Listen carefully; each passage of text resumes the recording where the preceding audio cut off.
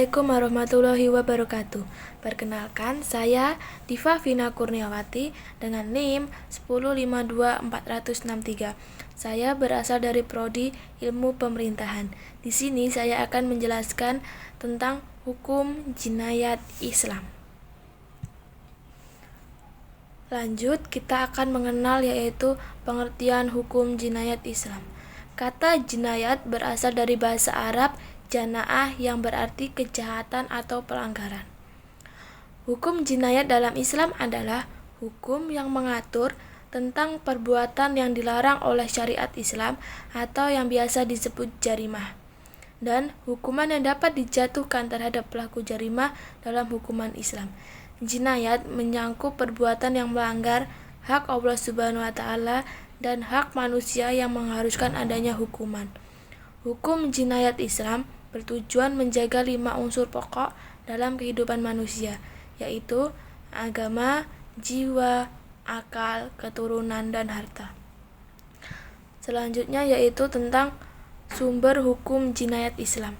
Sumber hukum jinayat Islam ada 4. 1. Al-Quran. Al-Quran memberikan dasar hukum terkait tindak pidana dan hukuman, seperti larangan pembunuhan dalam surat Al-Isra ayat 33 dan sanksi potong tangan bagi pencuri surat Al-Maidah ayat 38. 2. Hadis.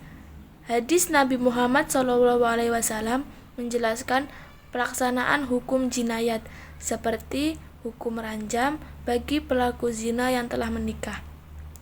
2. Ijma. Kesempatan para ulama dalam menetapkan hukum terhadap kasus-kasus baru yang tidak dijelaskan secara eksplisit dalam Al-Quran dan hadis. 4. Qiyas. Penalaran analog terhadap permasalahan baru dengan merujuk pada kasus yang telah ada dalam syariat.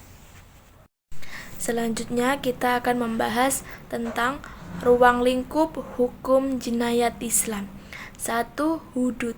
Hudud adalah sanksi yang telah ditentukan oleh Allah Subhanahu wa Ta'ala dan tidak dapat diubah. Contoh, pencurian. Hukum potong tangan surat Al-Maidah ayat 38. Perzinaan, cambuk 100 kali untuk yang belum menikah, rajam untuk yang sudah menikah surat An-Nur ayat 2. Tuduhan zina tanpa bukti, cambuk 80 kali surat An-Nur ayat 4. 2. Ada qiyas dan diyat. Qiyas yaitu hukuman setimpal atas tindakan seperti pembunuhan atau melukai orang lain. Contohnya, nyawa dibalas nyawa surat Al-Baqarah ayat 178. 2. Ada diyat, ganti rugi yang akan dibayarkan oleh pelaku kepada keluarga korban jika qiyas tidak diterapkan. Yang ketiga ada tazir. Tazir adalah hukuman yang ditentukan oleh penguasa atau hakim berdasarkan kebijakan dan maslahat untuk tindak pidana yang tidak termasuk hudud atau qiyas. Contoh, pelanggaran lalu lintas atau kecurangan. Selanjutnya mengenal prinsip-prinsip hukum jinayat Islam. 1. Keadilan. Hukuman dijatuhkan sesuai dengan perbuatan dan tanpa diskriminasi surat An-Nisa 135. 2. Pencegahan.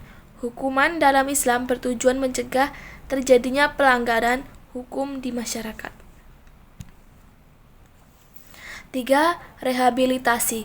Hukum Islam juga bertujuan memberikan kebinaan kepada pelaku agar menjadi individu yang lebih baik.